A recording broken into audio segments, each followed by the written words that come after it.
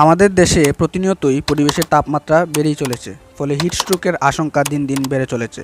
সারা দেশে চলমান দাবদাহে হিটস্ট্রোক থেকে রক্ষা পেতে সরাসরি সূর্যের আলোতে কাজ না করার পরামর্শ দিয়েছেন চিকিৎসকরা। হিটস্ট্রোক হলো তাপের আঘাতের সবচেয়ে গুরুতর রূপ, যেখানে শরীরের তাপমাত্রা 40.60 সেলসিয়াস বা তার বেশি পৌঁছে যায়। পরিবর্তিত মানসিক আচরণের সাথে হাইপোথার্মিয়া, ঘাম, বমি বমি ভাব এবং বমি, ফ্লাশ ত্বক, দ্রুত শ্বাস প্রশ্বাস, হৃদস্পন্দন বৃদ্ধি বা মাথা ব্যথা হিটস্ট্রোকের। স্বাস্থ্য অধিদপ্তরের তথ্য অনুযায়ী সারা দেশে এখন পর্যন্ত 34 জন হিটস্ট্রোক করেছেন। তার মধ্যে মারা যান 15 জন। মারা যাওয়া 15 জনের মধ্যে 13 জন পুরুষ ও 2 জন নারী।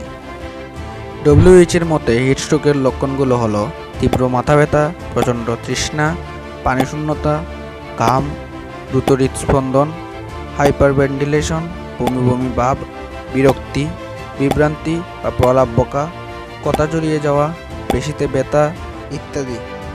হিটস্ট্রোক থেকে বাঁচতে যা করবেন। হিটস্ট্রোকে অনেক সময় বড় ধরনের ক্ষতি, এমনকি মৃত্যু পর্যন্ত হতে পারে। গরমের এই সময়টায় তাই সাবধানে থাকতে হবে। যারা বাইরে রোদে কাজ করে তাদের হিটস্ট্রোক এড়ানোর জন্য প্রচুর পরিমাণে লিকুইড জাতীয় খাবার গ্রহণ করতে হবে। এ সময় স্যালাইন, ফলের জুস, লেবুর শরবত, মাঠা বা ডাবের পানি খুবই উপকারী। ফল ও সবজি খেতে হবে। ভাজা পোড়া ও তৈলাক্ত খাবার পুরোপুরি এড়িয়ে চলাই ভালো। গরমের দিনগুলোতে অ্যালকোহল বাদ দিতে হবে, কারণ অ্যালকোহল বা সুগার ড্রিঙ্কসগুলো পানিশূন্যতার সৃষ্টি করে।